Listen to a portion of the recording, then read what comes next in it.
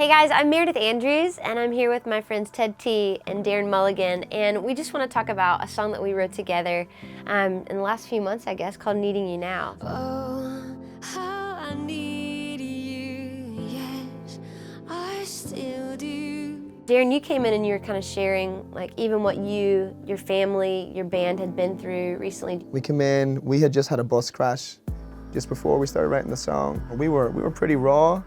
I'm just hurting real bad. My gut is that the hurt's always coming, you know, and it's a very Irish perspective, but that the hurt is always chasing us, it's always following us, and it eventually catches up with us. And in those moments, my tendency is to despair, and my tendency is to forget about God. But there was just this over-sensing of that we needed to refocus our attention. Like, what am I going to do with my hurt? What are you going to do with yours and your disappointments?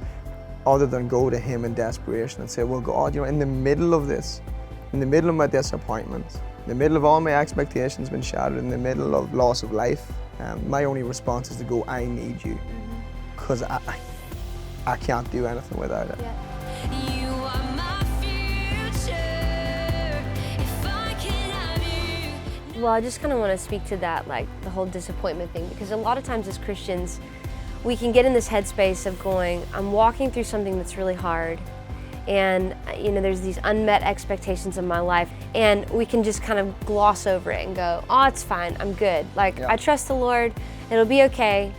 He has a better plan anyway, which is true. But I think there's something really significant and really necessary about when we just sit in it for a minute and we go, God, this really hurt my heart. Or God, this is really devastating, or this is really hard, and it's not what I had hoped for, it's not what I had prayed for, it's not what I expected.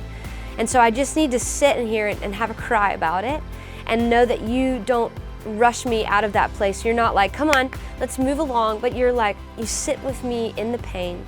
He sits with us in the disappointment because He loves our hearts and because He loves us, and He's not like, He's not in a rush, you know? And sometimes we think, well, we've got to move past it, we've got to move on, but we actually have the freedom to sit in it for a while as long as we need to, so that we can get healing and so that we can get a right perspective. And so it's not this thing of, okay, I'm just going to pull myself out of it by myself and then move on, which would actually lend itself sometimes to bitterness and going like, I never healed from that. I never fully sat in the pain, took it in, understood why it hurt me, and gave it fully to Jesus.